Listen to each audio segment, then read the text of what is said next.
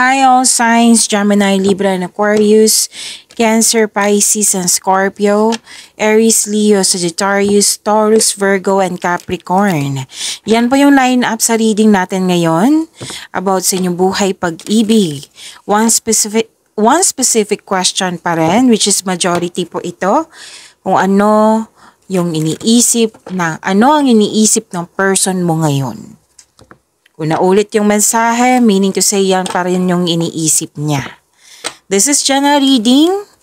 Kunin nyo lang po kung ano yung nakaresonate sa iyo. Kung hindi kayo nakaresonate, ibigay nyo po sa iba. Okay, so general reading ito, timeless reading. Huwag niyong kalimutan mag-subscribe at i-click yung bell notification para malaman nyo na may bagot kayong video. Okay? Para po ito sa mga may mahabang pasensya kasi 12 zodiac signs po ito. Pero each sign is a short reading po. Okay? So, kung maikli yung pasensya nyo, this reading is not for you. Kung mahaba naman, then this reading is for you. Okay? So, let's start with air signs, Gemini, Libra, and Aquarius. Air signs po, Gemini, Libra, and Aquarius. Spirits guide, ano po yung iniisip ng person ni Gemini ngayon? Iniisip ng person ni Gemini ngayon, I need 2 cards po.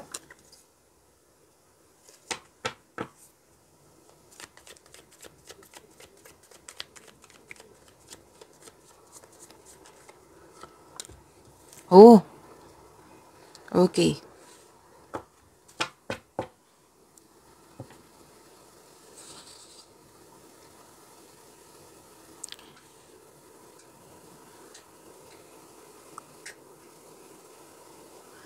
Okay. Iniisip niya ngayon, stable at trustworthy ka. Trustworthy, kumbaga naniniwala siya sa inyo, naniniwala siya sa inyong relasyon. Malaki ang tiwala niya. What I meant is malaki ang tiwala niya. Okay.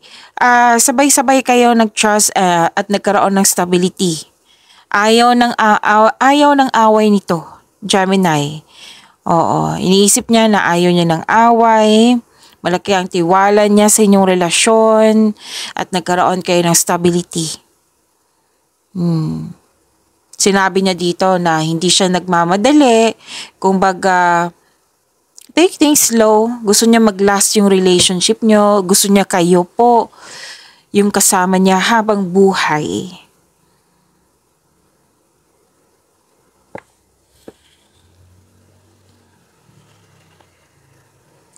Nakikita ko rin dito, Gemini, na okay, 2 card kasi nagsabi dito eh. Oo, na take things slow. Kumbaga, hindi siya nagmamadali. Kung kayo po ay nagmamadali, pero sa isip niya, hindi dapat magmamadali, kalma lang. Yan. May aamin siya aamin siya, posibleng proposal ito, Gemini. Yes, may sasabihin siyang magandang balita sa iyo, posibleng proposal. Posible din na may bibigay siya na gamit sa iyo, bagay. Yes, ang ganda, Gemini. Spirits guide, ano po yung iniisip ng person ni Libra?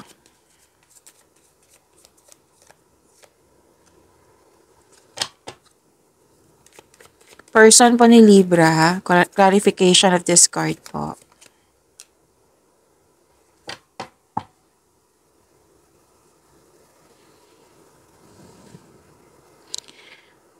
Pwede nga ilan sa inyo bagong relasyon? Or di kaya naka-receive ito ng unconditional love? Iniisip niya na magkakaroon siya ng panahon para sa kanyang sarili, para sa inyong relasyon. Self-love nakikita ko dito. Okay? At may nagkaayos. Okay, iniisip niya na very supportive siya sa iyo. Mahal na mahal niyo ang isa't isa. Nakikita ko dito masaya kayo. Dahil sa masaya kayo, nagkaroon ng positive emotions flow. Pwedeng may buntis or the arrival of a new baby.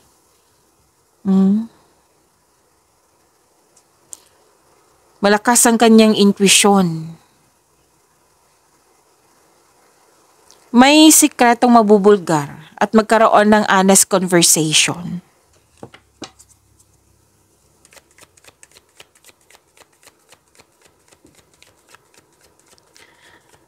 Spirit guide, ano po yung iniisip ng person ni Aquarius ngayon? I need 2 cards po.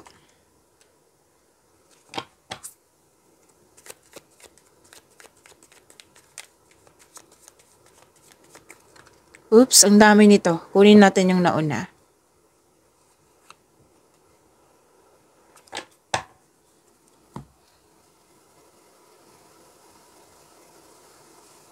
Sabi po dito, iniisip niya, gusto niyang bumili ng property, pero unang nakita ko dito lupa. Kasunod bahay. Bago kayo mag-level up. It might be this is a kasal. Okay? Pero may nakita naman ako dito na mag-asawa na nag-iipon kayo. Iniisip niya na mag-iipon kayo para sa property. Para sa pag-level up nyo. So, may plano din na magbakasyon or bumili ng regalo that pampers you both. Okay, so ang ganda. Dalawang card po nagsabi dito na may travel. Ang ilan sa inyo kakapasok lang ng relasyon. So may plano dito travel then for a romantic trip. Yan yung iniisip niya. Next is water signs, Cancer, Pisces, and Scorpio.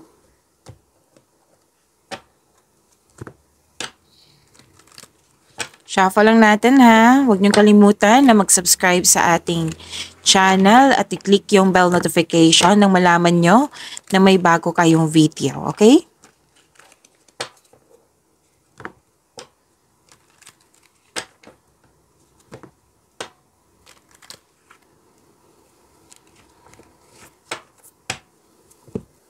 Para po kay water signs, Cancer, Pisces, and Scorpio.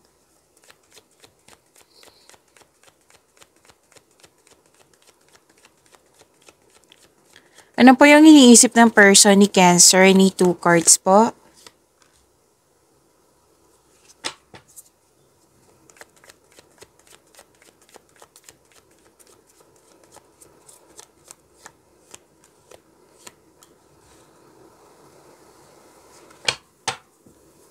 May iniisip siya dito, conflict.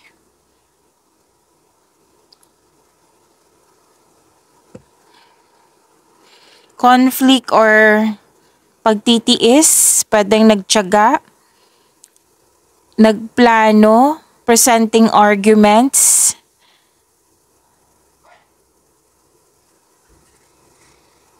Okay, kasi may lihim dito or nagsisinungaling. Ang advice ng card dito, kasi iniisip niya to. Oo, ang advice ng card sa kanya na kailangan niyang kausapin, maging tapat, makipag-usap ng malinaw. Pero iniisip lang na may lihim or nagsisinungaling. Okay?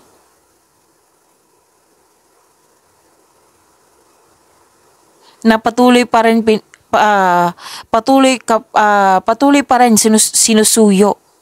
Yan yung iniisip niya na may nagsinungaling, may lihim, may hindi totoo.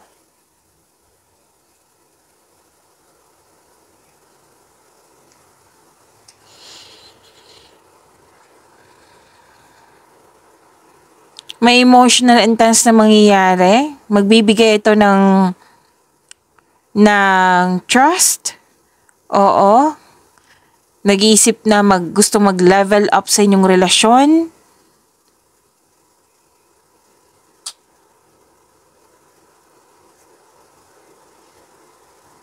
May ano dito may sinasabi, wag pilitin. Wag pilitin, pagpatuloy ko ng bigyan ng tiwala. Kumbaga, sinasabi sa akin ngayon na kahit may mali siyang nakikita, pinagpatuloy niya pa rin. Nagbigay pa rin ng tiwala. Like for example, yung sinabi kanina na may nagsisinungaling, di ba? Pwede siya yung nagsinungaling, pwede din siya yung kapwa niya, or kayo ang nagsinungaling na na-found out niya. Pwede ha, kung hindi kayo, then pwedeng siya. And alam niyan nagsisinungaling, pero patuloy pa rin yung pagbigay niya ng tiwala. Yan. Kung kayo po ito ha, na nagsinungaling sa kanya, pwede din siya ito, na inisip niya na nagsinungaling siya sa iyo. Na still iniisip niya. Okay, basta yung iniisip niya, baka naguguluhan kayo dyan ha, inaayos ko lang.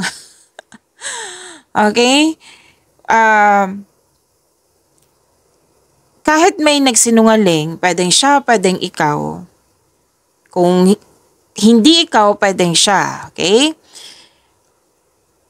Pero, iniisip niya dito magpatuloy pa rin yung pagbigay ng tiwala. So, another example para maintindihan nyo. Kasi may nagsabi sa akin, iklaro ko ng mabuti. Alam mo na nagsinungaling siya sa'yo, pero patuloy ka pa rin nagbigay ng tiwala sa kanya. Pwede din siya ito ha. Okay? So, yan po.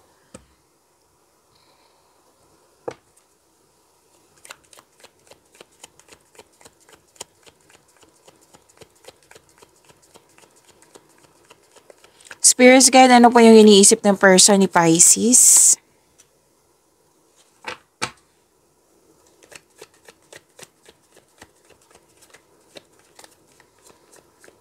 Takpan natin ha, kasi nakahubad po. Overthinking, hindi maayos yung tulog niya. Hindi maayos yung tulog niya, naguguluhan, overthinking. Pwede din anxiety to. Or nag-alala. Pero may hope and healing na sinasabi dito. Ma-overcome din ito.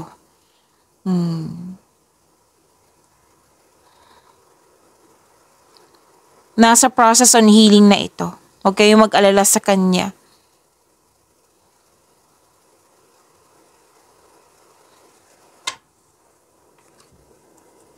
So, yan ang problema. Overthinking, dahil sa maraming iniisip, pwede din anxiety, so which is not, hindi makontrol, di ba? So, this person is nagpa siya na magkaroon ng healing. Nag-move forward ito, nag-make change. Yes, nasa process siya sa healing. Kasi ang healing is not, instant. Oo, mataas ang proseso niyan. Minsan madali, pero most likely mataas. So this person is nasa healing stage na. Spirits guide, ano po yung iniisip ng person ni Scorpio? I need 2 cards po.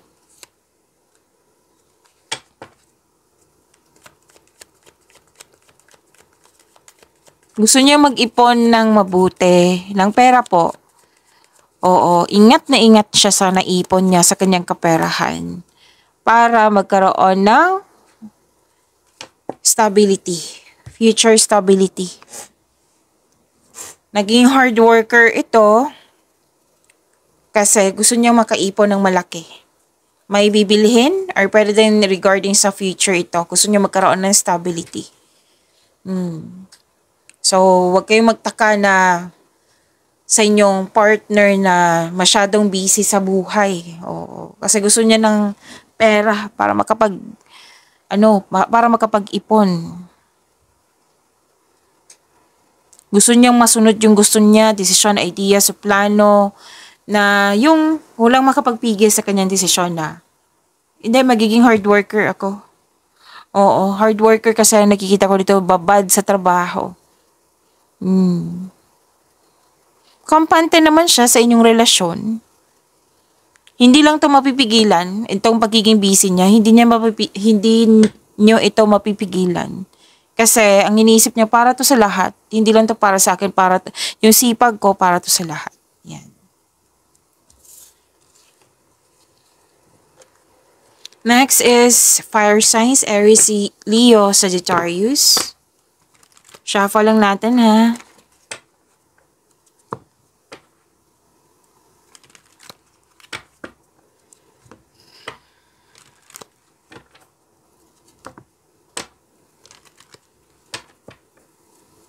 Para po ito sa iyo.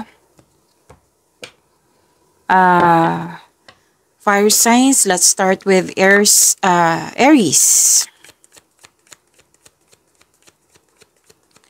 Spirits guide, ano po yung iniisip ng person ni Aries? I need 2 cards po. Iniisip niya, patiently waiting sa pera.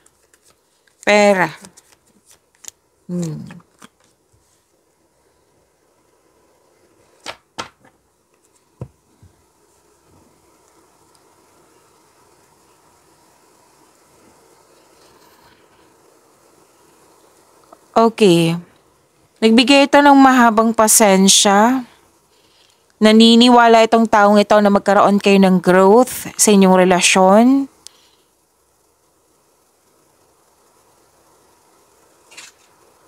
Okay. Puro pera nakikita ko dito eh. Aries, na gusto niyang maka-earn para magkaroon stability sa future nyo. Tapos,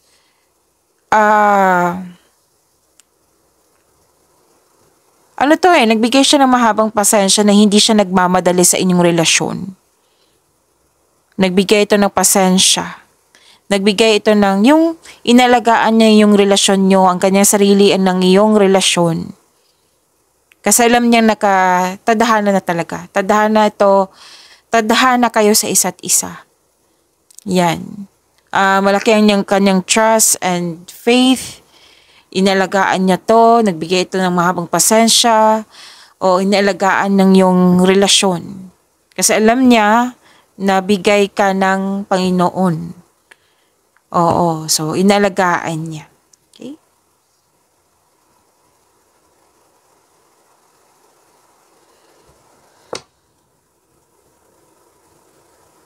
Okay, aminado tong taong ito na busy siya sa trabaho. Pero then concern niya to sa'yo. Oo, concern niya to sa'yo. So, pwedeng minsan may hindi kayo pagkakaunawaan or tampuhan nang dahil sa lack of time. Oo, aminado tong taong ito. Okay? Pwede ikaw yung may concern sa ganito or kayo ang may concern na sinabihan mo siya na wala ka ng time sa akin. Puro ka na ng trabaho or travel. Yan. So, alam niya. Gusto niyang makipag-usap sa'yo ng malinaw na maging totoo siya sa'yo. Pero actually, Aries, naging busy to kasi gusto siyang bilhin para sa inyong relasyon. It might be this is a property or kung ano man ito. Kasi for the future to may pagkakaayos. Huwag kayong mag-alala. May pagkakaayos po. Mag-uusap kayo.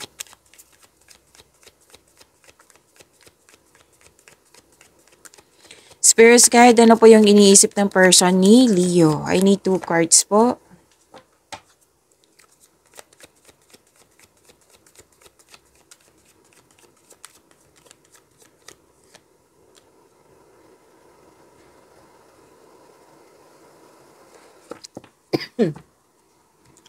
Excuse me.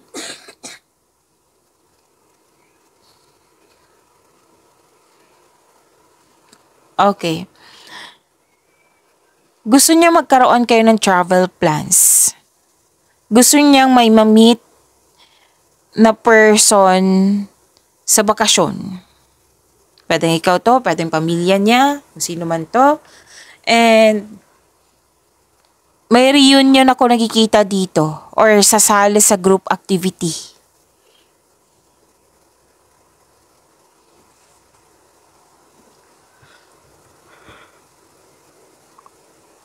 Dalawang card mismo nagsabi dito na gusto niya ng bakasyon, gusto niyang lumipat ng lokasyon. So, biyahe pa rin to. But this person is nagkaroon ng healing. Parang naghahanap ito ng sagot sa kanyang mga katanungan, solusyon sa kanyang problema. At moving on, nag-decide itong tao na mag-move on. At posible din posible itong nagpa siya na mag-live-in kayo or maglipat bahay para bumuo ng pamilya.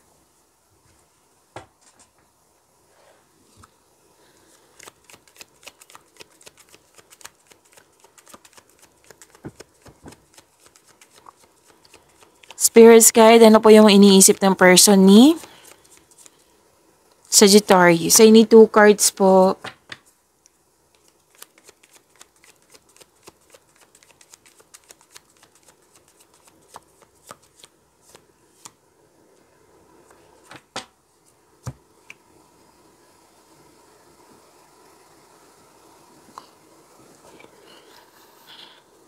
Emotional offerings, okay. May pangyayaring aminan, posibleng proposal. Kung ano man to, may sasabihin siya magandang balita. Pwedeng may ibibigay ito na gamit sa iyo. Kasi may nakita kong gamit dito.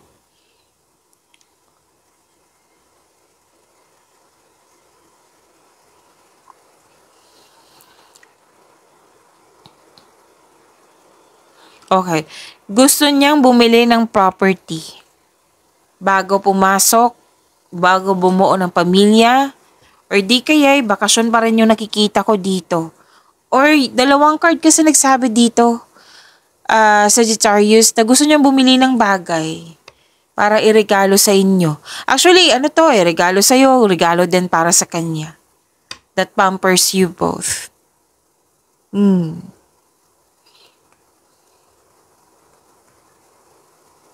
So, sabi niya, maasahan po daw kayo.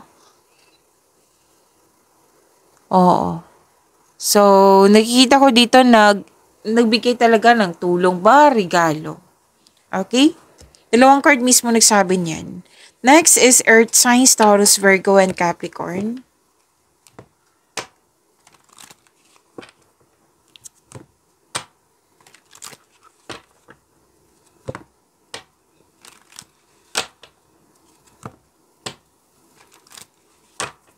Para po ito sa iyo, Earth signs, Taurus, Virgo, and Capricorn. Let's start with Taurus. Spirits guide, ano po yung iniisip ng person ni Taurus? I need 2 cards po.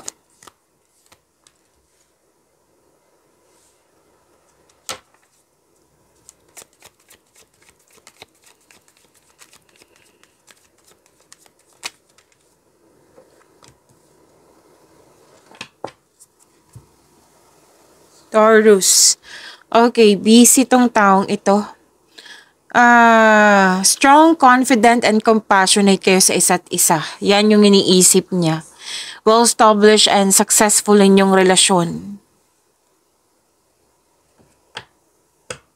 Very confident siya sa inyong relasyon. Actually, ano to iniisip niya na binibigyan na ng time and effort yung kumbaga wala siyang pagkukulang. Kasi nagbibigay talaga siya ng time and effort. Yan yung iniisip niya. And very supportive kayo sa isa't isa.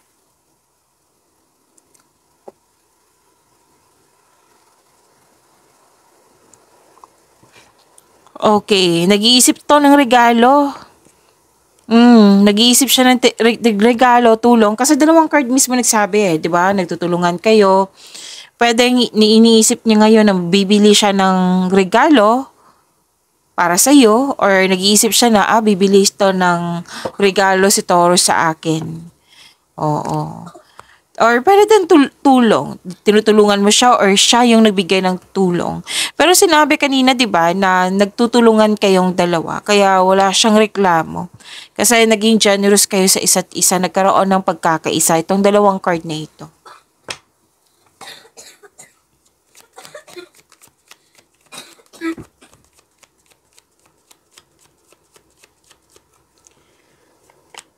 Spirits guide, ano po yung iniisip ng person ni Virgo? I need 2 cards po. Person ni Virgo.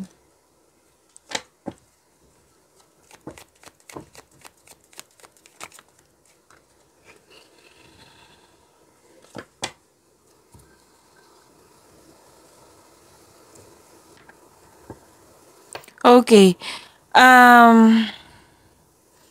May iniisip siya dito na hindi nagkaroon ng pagkakaunawaan ng dahil sa lack of time, hindi nagkasundo. Tapos kakausapin ka nito na magiging totoo siya sa sayo. Oo. Na kakausapin ka niya na magiging totoo siya sa'yo. Yan. So this person is magkakaroon, this person, ayusin ko lang, is hoping na magkaayos kayo.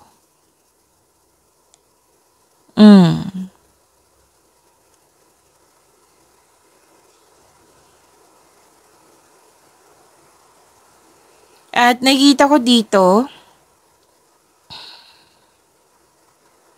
magkakaroon ng gathering, reunion ba? Kasi may nakita kong grupo ng tao dito, Virgo, na mag-a-attend siya or kayo sa group activity. Pwedeng party to, reunion, basta may grupo ng tao po. So yung tampuhan, nakikita ko dito, mawawala na po yan kasi mag-uusap kayo. May travel din ako nakikita dito, Virgo. Okay.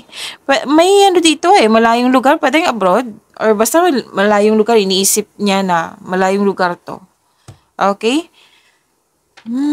Okay.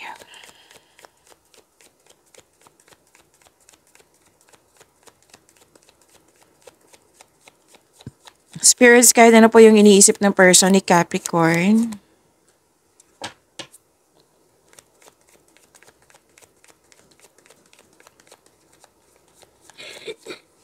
May away na hindi nagkasundo. Pwedeng kompetisyon din po ito. Or selos. Yan yung iniisip niya. Selos, inggit. May nakita ko dito. Naiirita siya sa naiirita siya sa mga tao na tanong ng tanong sa kanya. Like for example, kailan ba kayo ang kasal? Kailan ba kayo magkaroon ng anak? Ano pa? Yung competition nga. Yung pinsan mo may jowa na. Ay, magjowa pala ito, no? Or mag-asawa. Yung another example. Hanap tayo ng example na magkaka-relate kayo. Yung pinsan mo buntis na. Kailan ba kayo magkaroon ng anak? Yan. So, example lang po iyan. So, naiirita ka, and that's normal. Wag na lang kayong magalit kasi magka-create kayo ng blockages niyan. Kung umiwas na lang, ngumiti na lang, wag na lang mag-response kung naiinis ka. And normal lang yan, naintindihan kita. And, gusto niya magpatayo ng bahay or structure. May away kasi ako nakikita dito Okay? At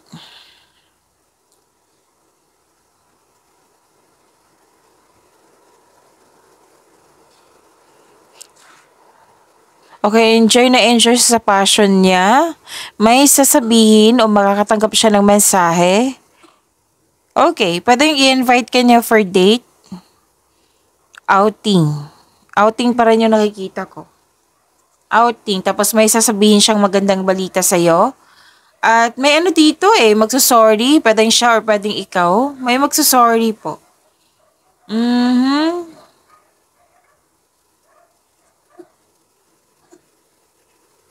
Malakas ang kanyang intuition. Actually, naging sensitive siya dito. Nakikita ko naging sensitive to. Oo. At pwedeng mag-message siya sa'yo for naglalambing. Oo. May love messages dito Or di kaya ito yung nais niya na magkaroon ng love messages. So, may magsasorry. Gusto mag-reach out, gusto humingi ng sorry. Kasi di ba may away or hindi nagkaroon ng pagkakaintindihan. So, yan po. Maraming salamat po. See you tomorrow!